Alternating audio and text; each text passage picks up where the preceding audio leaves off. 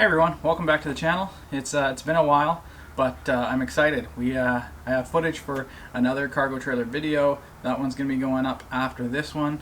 And today we're going to build a Kolpin snowplow. We're going to put it together. We're going to bolt it on the quad. We'll show you guys from beginning to end. And yeah, if you have any questions, put them in the comments. Hopefully everyone can see me okay. According to the instructions, the tools required are a 13 mil wrench and a 13 mil socket. 17 mil wrench or a 17 mil socket, 18 mil wrench or an 18 mil socket, an 8 mil Allen key, long nose pliers, or a spring puller for pulling those two tension springs, and a torque wrench. You'll have to torque everything when you're done, and then about 30 minutes after your initial use, you'll have to re-torque everything just as it works in. Approximate assembly time is 45 minutes. So here we go. So we're getting our first pieces up. These are our vertical brackets. So if you were doing a 60-inch plow, you'd line up this middle piece with these screw holes on either side, which gives you your length. But because I'm only doing a 48-inch, you overlap and you line up with the far holes.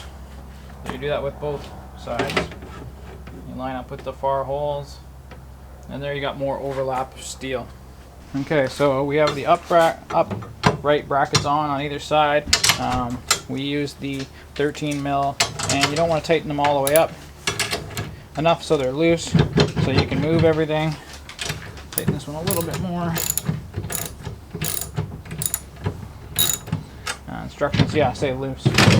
Both are fairly loose. So that part's done, and on to our next step. Okay, so on the next part, because we're doing the 48-inch, these panels will go behind the larger panel, which is in the middle, the front.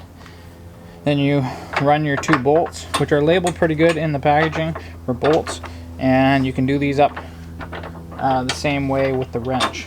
So yeah, we got our middle piece in, we got our two outside pieces. We ran a bolt at the bottom and this one at the top, and then same thing, tighten it up. And in the instructions it says not to over tighten, leave it loose. So you do all four, and then we'll go on to our next step. And I'm cheating a little bit. I'm using an impact with the socket just to speed it up. Next up, we're putting on these guards at the bottom of the blade.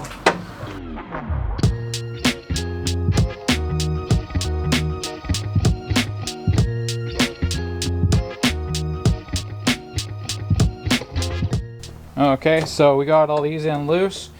So now that we got these in, we're on to our next step. The end bolts on either side aren't supposed to go in. So we're going to pull those two out. I believe they're supposed to come out because that's where the feet are for pushing, the leveling feet, to decide how low you want the blade to run. So we'll pull these out right now.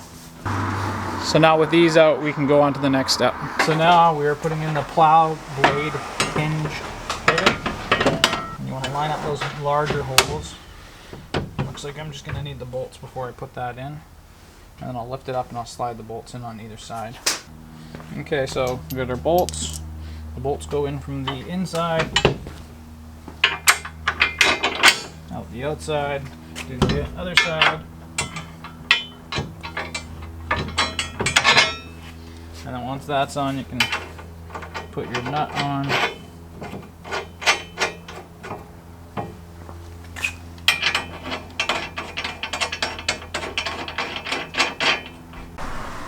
Okay, so we fasten these in tight, and then you do a 1/8 to 1/4 turn out. So these need to be tight, but enough to allow this to go up and down freely. Next up, we're putting our springs on, and again, you can fold this plate up. You don't have to stretch the springs out. You just fold the plate up, hook your spring on there, and put your nut on the top. So you can see about 2 to 3 threads coming off the top. And you want to do both sides. Next thing we did, we put on our shoes. These will glide across the concrete. They ride a little bit below your blade, so your blade doesn't actually catch on anything. So according to the manual, now with everything together, starting with the upright bars, torque wrench, this is in inch-pounds. It's 204 inch-pounds or 17 foot-pounds if you have a foot-pound one. So yeah, we'll just snug them all up. So you feel that click. Next up, we got to do the pivot lock lever. And so this piece here goes in like that, and they show to hook the spring on. However, the spring just sits there, and then you run a bolt through. So get our bolt up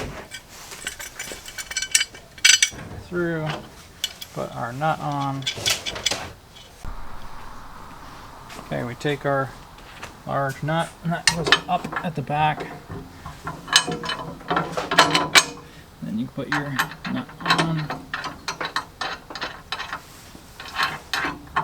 Try and give you guys the angle so you can see it. That one's on. Now we got to put our bottom plate on underneath. Now we got to put this hex bolt through the back here, and the nut goes on the bottom. So this rear larger bolt, you got to leave about a 1/4 inch or an 1/8 to a 1/4 inch of play, and that's your swivel point. On this front one, you didn't see it, but I torqued this one down. It says to torque it down to, again, 17 pounds.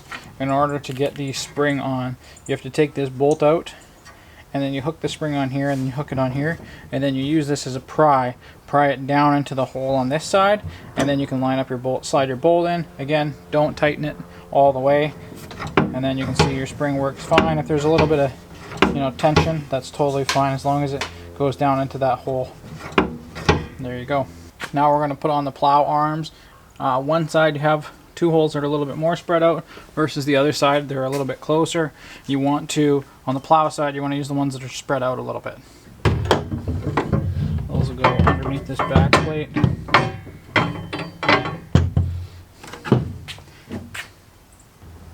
These ones you'll have to do with a wrench just because of how close they are.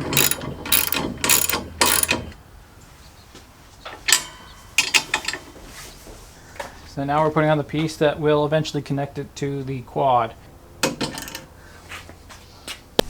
So the next thing we installed is these blade stoppers. There's one on either side. You need to do it with an Allen key. It does say to hook this up to your snow plow, have tension on your blade. Once these are in, then you can tension your springs.